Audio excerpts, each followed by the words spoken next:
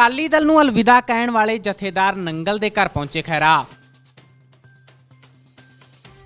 ਕਿਹਾ ਜਾਗਦੀ ਜ਼ਮੀਰ ਵਾਲਿਆਂ ਨੂੰ ਸਲੂਟ ਕਰਨ ਪਹੁੰਚਾ ਹਾਂ। ਅਕਾਲੀ ਦਲ ਦੀ ਰੈਲੀ 'ਚ ਹੁੰਦੀ ਹੈ ਰਾਜਸਥਾਨ ਅਤੇ ਹਰਿਆਣਾ ਵਾਲਿਆਂ ਦੀ ਭੀੜ। ਕਾਂਗਰਸ ਤੋਂ ਨਹੀਂ ਇਨਸਾਫ ਦੀ ਉਮੀਦ, ਜਲਦੀ ਹੀ ਬੁਲਾਈ ਜਾਵੇਗੀ ਪੰਜਾਬ ਦੇ ਗੈਰਤਮੰਦ ਲੋਕਾਂ ਦੀ ਮੀਟਿੰਗ। ਫੁਲਕਾ ਨੇ ਸਾਡੇ ਨਾਲ ਕੋਈ ਸਲਾਹ ਨਹੀਂ ਕੀਤੀ ਅਤੇ ਅਸਤੀਫਾ ਦੇਣ ਦਾ ਫੈਸਲਾ ਉਹਨਾਂ ਦਾ ਆਪਦਾ ਏ। ਜਥੇਦਾਰ ਨੰਗਲ ਨੇ ਕਿਹਾ ਜਿੰਨਾ ਹੌਸਲਾ ਖੈਰਾ ਤੋਂ ਮਿਲਿਆ ਬਾਦਲਾਂ ਨੇ 40 ਸਾਲਾਂ ਵਿੱਚ ਨਹੀਂ ਦਿੱਤਾ। ਆਪਣੇ ਹਲਕੇ ਦੇ ਲੋਕਾਂ ਨਾਲ ਮੁਲਾਕਾਤ ਕਰਾਂਗਾ ਅਤੇ ਵਿਚਾਰ ਵਿਮਰਸ਼ ਕਰਨ ਤੋਂ ਬਾਅਦ ਹੀ ਅਗਲੀ ਰਣਨੀਤੀ ਬਣਾਵਾਂਗਾ, ਜਥੇਦਾਰ ਨੰਗਲ ਨੇ ਕਿਹਾ।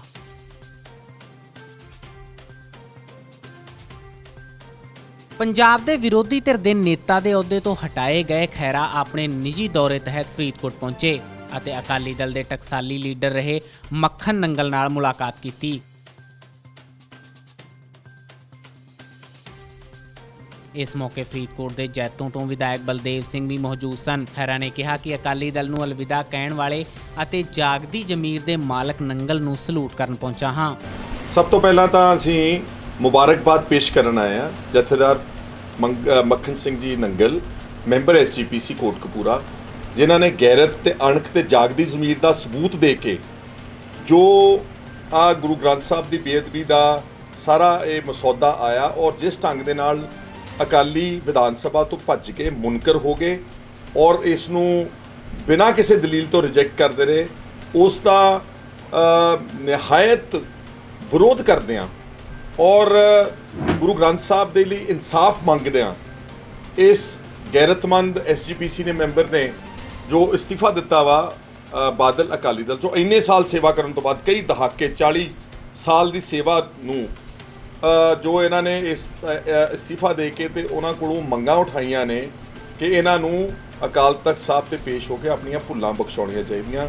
ਇਹਨਾਂ ਨੂੰ ਅਸੀਂ ਸਲੂਟ ਕਰਨ ਆਏ ਹਾਂ। ਅੱਜ ਸਾਰੇ ਜਿੰਨੇ ਸਤਿਕਾਰਯੋਗ ਸਾਡੇ MLA ਸਾਹਿਬ ਬੈਠੇ ਨੇ, ਜੈਤੋ ਤੋਂ ਗੁਰਦੀਪ ਸਿੰਘ ਜੀ ਬਠਿੰਡਾ ਇਨਸਾਫ ਮੋਰਚਾ ਵਾਲੇ ਤੋਂ, ਇਹਨਾਂ ਲੋਕਾਂ ਨੇ ਇਹ ਜਿਹੜਾ ਔਲਖ ਸਾਹਿਬ ਨੇ ਨਾਲ ਦੋਨਾਂ ਨੇ ਜੋ ਇਹ ਇੱਕ ਬਹੁਤ ਵੱਡਾ ਕਦਮ ਚੁੱਕਿਆ, ਅਸੀਂ ਇਹਨਾਂ ਨੂੰ ਵਧਾਈ ਦੇਣ ਆਏ ਹਾਂ। ਔਰ ਮੈਂ ਸਮਝਦਾ ਕਿ ਬਾਕੀ ਸਮੂਹ SGPC ਮੈਂਬਰਸ ਵਾਸਤੇ ਇੱਕ ਦਿਸ਼ਾ ਨਿਰਦੇਸ਼ ਹੈ।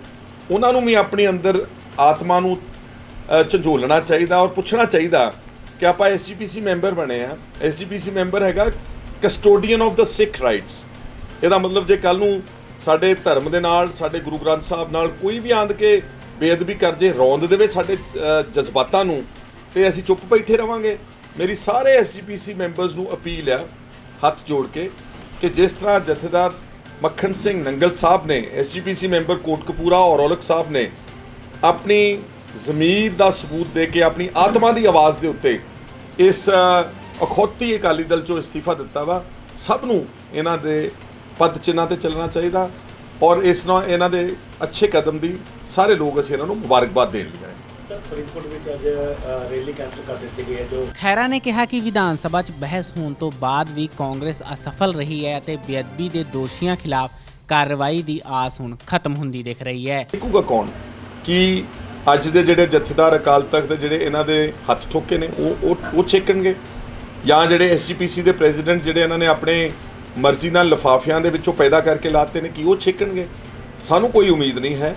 ਉਲਟਾ ਮੈਂ ਅੱਜ ਕਾਂਗਰਸ ਸਰਕਾਰ ਨੂੰ ਮੇਰਾ ਇੱਕ ਸਵਾਲ ਆ ਕਿ ਤੁਸੀਂ ਵਿਧਾਨ ਸਭਾ ਵਿੱਚ ਚਰਚਾ ਕਰਾ ਕੇ ਗੁਰੂ ਗ੍ਰੰਥ ਸਾਹਿਬ ਦੀ ਬੇਅਦਬੀ ਦੀ ਅੱਜ ਤੱਕ ਕੋਈ ਐਕਸ਼ਨ ਨਹੀਂ ਲਿਆ ਔਰ ਤੁਹਾਡੀ ਢਿੱਲ ਦੇ ਕਾਰਨ ਅੱਜ ਪੰਜਾਬ ਹਰਿਆਣਾ ਹਾਈ ਕੋਰਟ ਨੇ ਜਿਹੜੇ 3 ਪੁਲਿਸ ਅਫਸਰ ਜਿਹੜੇ ਗੁਨਾਹਗਾਰ ਸੀ, ਜਿਨ੍ਹਾਂ ਨੇ ਗੋਲੀ ਮਾਰ ਕੇ ਬਹਿਬਲ ਕਲਾਂ ਕਾਂਡ ਵਿੱਚ 2 ਸਿੱਖ ਨੌਜਵਾਨਾਂ ਦਾ ਕਤਲ ਕੀਤਾ, ਅੱਜ ਉਹਨਾਂ ਨੂੰ ਸਟੇ ਮਿਲ ਗਿਆ ਵਾ। ਔਰ ਸਾਡਾ ਇਹ ਮੰਨਣਾ ਵਾ ਕਿ ਇਹਦੇ ਪਿੱਛੇ ਕੈਪਟਨ ਅਮਰਿੰਦਰ ਸਿੰਘ ਸਰਕਾਰ ਦੀ, ਉਹਨਾਂ ਦੇ ਐਡਵੋਕੇਟ ਜਨਰਲ ਦੀ, ਉਹਨਾਂ ਦੀ ਪੁਲਿਸ ਦੀ ਸ਼ਮੂਲੀਅਤ ਆ, ਸਾਜ਼ਿਸ਼ ਆ। ਕਿਉਂਕਿ ਇਹਨਾਂ ਨੇ ਜਿਹੜਾ DGP ਰੱਖਿਆ ਹੋਇਆ ਸੁਰੇਸ਼ ਅਰੋੜਾ, ਉਹ ਸੁਖਬੀਰ ਸਿੰਘ ਬਾਦਲ ਦਾ ਉਧਾਰ ਲਿਆ DGP ਆ ਸੁਰੇਸ਼ ਅਰੋੜਾ, ਔਰ ਉਸ ਦਾ ਬਿਆਨ ਆ ਕਿ ਪੰਜਾਬ ਦੇ ਵਿੱਚ ਅਗਰ ਪੁਲਿਸ ਵਾਲਿਆਂ ਦੇ ਖਿਲਾਫ ਕੋਈ ਕਾਰਵਾਈ ਹੋਊਗੀ ਤਾਂ ਉਹਨਾਂ ਦਾ ਮਨੋਬਲ ਡਿੱਗੇਗਾ। ਸੋ ਇਹਦਾ ਮਤਲਬ ਸਾਫ਼ ਹੋ ਗਿਆ ਕਿ ਉਸ ਨੂੰ ਐਕਸਟੈਂਸ਼ਨ ਦਿੱਤੀ ਅਮਰਿੰਦਰ ਸਿੰਘ ਨੇ 3 ਮਹੀਨਿਆਂ ਦੀ। ਇਹਨਾਂ ਦੀ ਨੀਤੀ ਇਹੀ ਹੈ ਜੋ ਰਬੇਰੋ ਦੀ ਨੀਤੀ ਸੀਗੀ, ਜੋ KPS ਗਿੱਲ ਦੀ ਨੀਤੀ ਸੀ, ਜੋ ਬੇਅੰਤ ਸਿੰਘ ਦੀ ਨੀਤੀ ਸੀ, ਸਿੱਖਾਂ ਦੀ ਨਸਲਕੁਸ਼ੀ, ਝੂਠੇ ਪੁਲਿਸ ਮੁਕਾਬਲਿਆਂ ਨੂੰ ਮਾਰਨ ਵਾਲਿਆਂ ਨੂੰ ਇਹਨਾਂ ਨੇ ਤਰਜੀਹ ਦਿੱਤੀ ਹੈ। ਇਸ ਲਈ ਸਾਨੂੰ ਨਹੀਂ ਉਮੀਦ। ਅਕਾਲੀ ਦਲ ਦੀ ਹੋਰ ਸੁਰੱਖਿਆ ਵਧਾਉਣ ਦੀ ਮੰਗ ਤੇ ਖਹਿਰਾ ਨੇ ਕਿਹਾ ਕਿ ਅਕਾਲੀ ਦਲ ਨੂੰ ਦਿੱਤੀਆਂ ਹੋਈਆਂ ਗੱਡੀਆਂ ਵੀ ਵਾਪਸ ਲੈ ਲੈਣੀਆਂ ਚਾਹੀਦੀਆਂ ਨੇ। ਦੇਖੋ, ਗੱਲ ਇਹ ਹੈਗੀ ਆ ਕਿ ਜਿਹੜਾ ਪੰਜਾਬ ਇਸ ਵਕਤ 2.5 ਲੱਖ ਕਰੋੜ ਦਾ ਕਰਜ਼ਈ ਆ, ਜਿਹਦੇ ਨੌਜਵਾਨ ਬੇਰੁਜ਼ਗਾਰ ਘੁੰਮ ਰਹੇ ਨੇ, ਕਿਸਾਨ ਆਤਮ ਹੱਤਿਆ ਕਰ ਰਹੇ ਨੇ, ਖੇਤ ਮਜ਼ਦੂਰ ਮਰ ਰਿਹਾ ਵਾ, ਤੇ ਸਾਡੇ ਆਗੂਆਂ ਨੂੰ ਬੁਲੇਟ ਪ੍ਰੂਫ ਗੱਡੀਆਂ ਤੇ ਮਹਿੰਗੀਆਂ ਗੱਡੀਆਂ ਚਾਹੀਦੀਆਂ। ਸ਼ਰਮ ਆਉਣੀ ਚਾਹੀਦੀ ਇਹਨਾਂ ਨੂੰ ਤਾਂ ਜਿਹੜੀਆਂ ਆਲਰੇਡੀ 1.5 2 ਕਰੋੜ ਦੀਆਂ ਲੈਂਡ ਕਰੂਜ਼ਰਸ ਦਿੱਤੀਆਂ ਉਹ ਵਾਪਸ ਲੈਣੀਆਂ ਚਾਹੀਦੀਆਂ ਵਾ।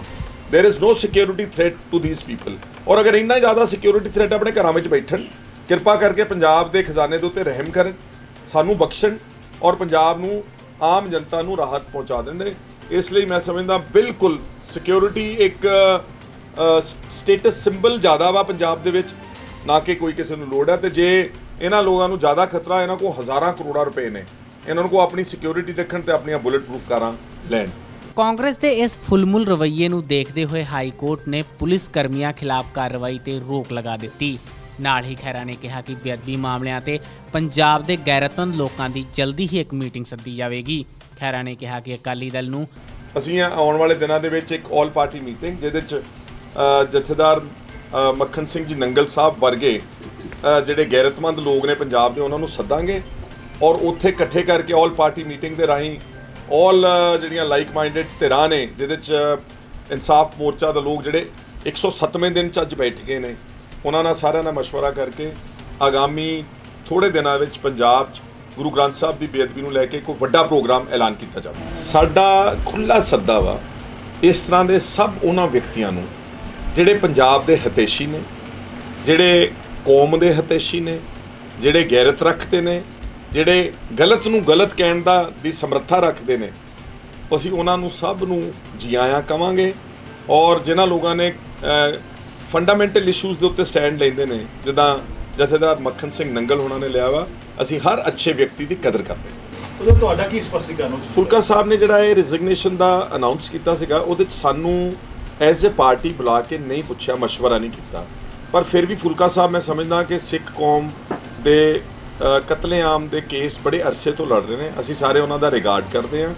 ਅਸੀਂ ਸ਼ਾਰਟਲੀ ਇੱਕ ਅੱਧੇ ਦਿਨ ਦੇ ਵਿੱਚ ਵੀ ਆ ਮੀਟਿੰਗ ਪੋਲੀਟੀਕਲ ਅਫੇਅਰਸ ਕਮੇਟੀ, ਉਹਦੇ 'ਚ ਉਹਨਾਂ ਦੇ ਇਸ ਵਿਸ਼ੇ ਦੇ ਉੱਤੇ ਚਰਚਾ ਕਰਾਂਗੇ ਔਰ ਜੋ ਵੀ ਢੁਕਵਾਂ ਸਾਡਾ ਸਟੈਂਡ ਹੋਊਗਾ ਅਸੀਂ ਤੁਹਾਨੂੰ ਸਾਰਿਆਂ ਨੂੰ ਦੱਸਾਂਗੇ। ਔਰ ਮੈਨੂੰ ਲੱਗ ਰਿਹਾ ਕਿ ਉਹਨਾਂ ਨੇ ਆਪਣਾ ਇਸਤੀਫੇ ਦਾ ਆਪ ਹੀ ਰਿਵਿਊ ਕਰ ਲਿਆ ਹੁਣ, ਸੋ ਇਸ ਲਈ ਆਉਣ ਵਾਲੇ ਦਿਨਾਂ ਦੇ ਵਿੱਚ ਹੋਰ ਕਲੈਰਿਟੀ ਜਿਹੜੀ ਆ ਉਹ ਇਸ਼ੂ ਦੇ ਉੱਤੇ ਆ ਜਾਵੇ। ਦੇਖੋ, ਧਰਮ ਛੋੜ ਜਿਹੜਾ ਨਾ ਜੀ, ਉਹ ਕੰਪਲਸਿਵ ਲਾਅ ਬ੍ਰੇਕਰਸ ਨੇ, ਉਹਨਾਂ ਨੂੰ ਤੋਹੀਨ ਕਰਨ ਦੀ ਆਦਤ ਬਣ ਗਈ। ਨਸ਼ਾ ਸਿੱਧਾ ਸਿਰ ਨੂੰ ਚੜ੍ਹ ਗਿਆ ਵਾ। 10 ਸਾਲ ਜਿੱਦਾਂ ਅਕਾਲੀਆਂ ਦੇ ਨੇਤਾਵਾਂ ਨੂੰ ਸੱਤਾ ਦਾ ਨਸ਼ਾ ਜਿਹੜਾ ਚੜ੍ਹਿਆ ਸੀ, ਇੱਦਾਂ ਹੀ ਧਰਮ ਸੋਧ ਤੋਂ ਨਜ਼ਰ ਆਉਂਦਾ। ਤੁਸੀਂ ਦੇਖਿਆ ਸ਼ੁਰੂ ਵਿੱਚ ਇੱਕ ਮਹਿਲਾ ਪ੍ਰਿੰਸੀਪਲ ਦੀ ਤੋਹੀਨ ਕੀਤੀ ਗਈ ਔਰ ਉਹਦੇ ਨਾਲ ਬਦਕਲਾਮੀ ਕੀਤੀ ਗਈ, ਔਰ ਨਿਤ ਦਿਨ ਟੈਲੀਵਿਜ਼ਨ ਦੇ ਉੱਤੇ ਹੀ doesn't know how to speak, ਦੂਸਰੇ ਕਿਸੇ ਵਿਅਕਤੀ ਦੀ ਕੋਈ ਰਿਸਪੈਕਟ ਕਰਨੀ ਇਹਨਾਂ ਨੂੰ ਆਉਂਦੀ ਨਹੀਂ, ਕੋਈ ਅਲਫਾਜ਼ ਅੱਛੇ ਨਹੀਂ ਵਰਤਣੇ ਆਉਂਦੇ। ਔਰ ਹੁਣ ਪੱਤਰਕਾਰਾਂ ਨੂੰ ਧਮਕਾਉਣਾ, ਡਰਾਉਣਾ, ਧਰਮਸੋਤ ਨੂੰ ਜਨਤਕ ਤੌਰ ਤੇ ਮਾਫੀ ਮੰਗਣੀ। ਇਸ ਮੌਕੇ ਜਥੇਦਾਰ ਨੰਗਲ ਨੇ ਕਿਹਾ ਕਿ ਉਹਨਾਂ 40 ਸਾਲ ਅਕਾਲੀ ਦਲ ਦੀ ਸੇਵਾ ਕੀਤੀ ਹੈ ਅਤੇ ਅਕਾਲੀ ਦਲ ਦੇ ਕਈ ਅਹਿਮ ਅਹੁਦਿਆਂ ਤੇ ਵੀ ਰਹਿ ਚੁੱਕੇ ਨੇ। SGPC ਦਾ ਮੈਂਬਰ ਵੀ ਰਹਿ ਚੁੱਕਾ ਹਾਂ, ਪਰ ਸ੍ਰੀ ਗੁਰੂ ਗ੍ਰੰਥ ਸਾਹਿਬ ਜੀ ਦੀ ਬੇਅਦਬੀ ਮਾਮਲੇ 'ਚ ਅਕਾਲੀ ਦਲ ਨੂੰ ਜੋ ਕਾਰਵਾਈ ਕਰਨੀ ਚਾਹੀਦੀ ਸੀ ਉਹਨਾਂ ਨਹੀਂ ਕੀਤੀ, ਤਾਂ ਹੀ ਅਕਾਲੀ ਦਲ ਨੂੰ ਅਲਵਿਦਾ ਕਿਹਾ।